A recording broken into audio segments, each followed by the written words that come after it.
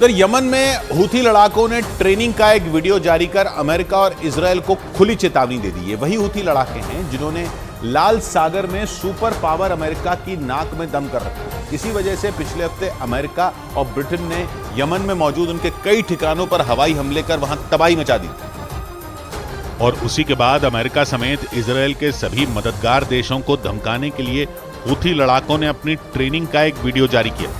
उसमें यमन के एक सुनसान इलाके में आधुनिक हथियारों से लैस कई हूथी लड़ाके एक इजरायली कैंप की तरफ बढ़ते दिखे। सेना के किसी ऑपरेशन की तरह हूथी लड़ाकों ने कैंप के अंदर घुसने के लिए एक हिस्से को बम से उड़ा दिया। इसके बाद कुछ लड़ाके अंदर दाखिल हो गए। कैंप के अंदर 3 टेंट बने थे, उनमें एक के बाहर कुछ हूथी लड़ाके पोजीशन लेकर खड़े हो गए। अगले ही पल एक ने पैर से उसका दरवाजा तोड़ दिया। दरवाजा टूटने के बाद दूसरे लड़ाके ने अंदर लगी इजरायल के प्रधानमंत्री बेंजामिन नेतन्याहू की तस्वीर पर ताबड़तोड़ गोलियां चलानी शुरू कर दी। इसके बाद हूथी लड़ाकों ने वहां मौजूद 2 लोगों को बंधक बना लिया। उन्हें वहां से लेकर निकलने के बाद उन्होंने पूरे कैंप को ही धमाका कर उड़ा दिया।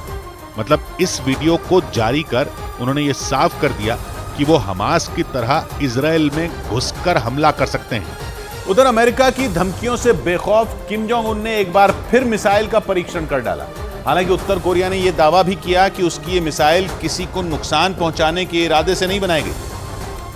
लेकिन इस दौरान उत्तर कोरिया ने अपनी इस नई नवेली मिसाइल की ताकत का डंका बजाकर अपने दुश्मनों को चेतावनी भी दे डाली। उत्तर कोरिया की सेना के मुताबिक उसकी ये सॉलिड फ्यूल हाइपरसोनिक मिसाइल हजारों किलोमीटर दूर तक हमला करने की ताकत रखती है। और किम जोंग उन इसे अपनी सबसे घातक और आधुनिक मिसाइल बता रहे हैं। लेकिन उससे भी जरूरी है इस मिसाइल परीक्षण की टाइमिंग, क्योंकि उत्तर कोरिया ने यह परीक्षण तब किया जब उसकी विदेश मंत्री रूस के दौरे पर हैं। मतलब किम जोंग उन ने एक तरह से यह मिसाइल परीक्षण कर अपने पड़ोसी देश दक्षिण कोरिया को फिर एक बार चेतावनी दे डाली। और उसने इस बार अमेरिका की धमकी को भी हवा में उड़ा दिया। मतलब एक तरफ तो उसने मिसाइल की ताकत दिखाई, तो दूसरी तरफ रूस से अपनी मजबूत होती दोस्ती की तरफ इशारा भी कर दिया। और ये भी साफ कर दिया कि अगर दक्षिण कोरिया की मदद के लिए अमेरिका आगे आया तो उसे किम जोंग उन के साथ ही पुतिन से भी टकराना पड़ सकता है।